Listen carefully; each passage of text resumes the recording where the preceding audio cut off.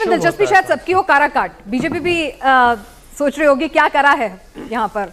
देखिए मैं अभी काराकाट को लेके कह रहा हूँ कि वहाँ पे उपेंद्र कुशवाहा को लेकर बहुत ज़्यादा एक्साइटमेंट नहीं है, लेकिन जो पोजीशन का कैंडिडेट है CPI-ML का कैंडिडेट है बिहार में, यदि ठीक से आप देखेंगे CPI-ML CPM उन सब का जो इतिहास रहा है वो सवर्णों जितने भी OBC हैं उन सब के लिए बहुत दुखदायी रहा है। उनके अगेंस्ट में बहुत ज़्यादा अच्छा, जो इंटरेस्टिंग है, जो मैं भी जानना चाह रही हूँ, वो लालू की 2 बेटियों के बारे में जानना चाह रही हूँ, रोहिणी आचार्य के बारे में और मीसा भारती के बारे में। इन दोनों सीटों पर क्या हो रहा है? दोनों सीटें हार रही, दोनों सीटें हार रही। और सारण, लालू यादव और राबड़ी देवी खुद कैंप लगाया था उन्होंने वहां पे, रातें गुजारी। मैं पहले पाटलिपुत्र एक ऐसा सीट है जिसको लेके हर बार चर्चा रहती है कि वहां पे आरजेडी जीतेगी या बीजेपी जीतेगी, लेकिन इस बार भी मुश्किल है। मतलब हाजीपुर की भी एक बार बात कर लें। छोटी सी टिप्पणी कर दूं, काराकाट उपेंद्र पवन सिंह इसीलिए तो मुश्किल हो गई।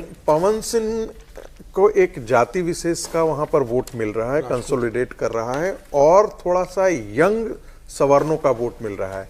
लेकिन बाई एंड लार्ज जो सवर्ण है, ब्राह्मण, भूमिहार, वो उन कुशवाहा के साथ कंसोलिडेट कर रहे हैं। तो मुझे लगता है ये इंपॉर्टेंट फैक्टर, वो एक बड़ा फैक्टर वो है जो मैं कह रहा था आपको, पूरी बात अपनी कर नहीं पाए। जो CPI-ML का कैंडिडेट है ना, वो बहुत बड़ा फैक्टर है कुशवाहा के जीत में। यदि वहाँ आरजेडी का कैंडिडेट होता तो संभवतः ये कुशवाहा वहाँ चुनाव हार जाते इस बार। 4 जून को जब नतीजे आएंगे तो आप देखेंगे पवन सिंह जिनको लेके इतनी ज्यादा चर्चा चलती है, वो 30-40 हजार वोट अगर आ जाए तो बहुत है। बिल्कुल सही।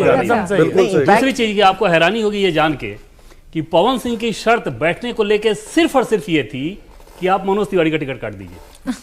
जब वो दिल्ली आए थे और दिल्ली में रात 2:30 बजे तक उनकी बीजेपी के नेताओं के साथ बैठक हुई थी, उन्होंने कहा कि मैं एकदम से अपना कैंडिडेचर वापस ले रहा हूं, आप नॉर्थ ईस्ट दिल्ली से मनोज तिवारी का टिकट आपने दिया, वो टिकट कहाँ का काम, इसके अलावा मुझे और कुछ नहीं चाहिए। आप सब लोग बिहार में सर एक मेरी दिलचस्पी बस एक प्लीज, ये नीचे जो आंकड़ा चल रहा है 3 से 9 से 30 से 24 एनडीए, भावेश आप ही से कह रहा हूं मैं, इसमें बीजेपी 272 पार हुई कि नहीं हुई? क्लियर मेजॉरिटी बीजेपी हुई या नहीं हुई अभी तक? अभी नहीं हुई है। यूपी का इंतजार। लेकिन यूपी से पहले जरा बिहार की बात कर लें। बिहार के नतीजों से हाजीपुर में कैसी जीत है? मीनाक्षी, हाजीपुर बहुत मेजर विक्ट्री होगी। मैं तो आनंद जी, मैं यहाँ पे नेताओं की बात करना चाहती हूँ। अब मुझे जरा ये बता दीजिए कि ये जो नतीजे आ रहे हैं, तेजस्वी यादव ने इतनी मेहनत की, इतना तेज दिखाया और जिस तरह से ललकारा है, तो उनका क्या होगा इस नतीजों के बाद? उनकी राजनीति, उनके ऊपर कितना इफेक्ट आएगा? अब सौरभ जी का कॉफी वाला शो होता तो मैं कहता कि वो कहीं शायद उन्होंने वीजा लगवा लिया है, कल परसों जा रहे हैं इलाज करवाने के लिए। खैर मैं वो अभी नहीं कहूंगा क्योंकि ये एग्जिट पोल का है।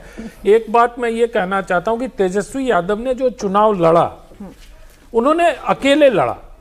वो एक सामूहिक नेतृत्व को भूल गए। वो न जगदानंद सिंह कहीं चुनाव प्रचार में नजर आए, न पुराने जितने भी आरजेडी अब्दुल बारी सिद्दीकी कहीं नजर नहीं आए। तो बगैर कि एक मुकेश सहनी को मछली के साथ हेलीकॉप्टर पे लेके वो घूमते रहे।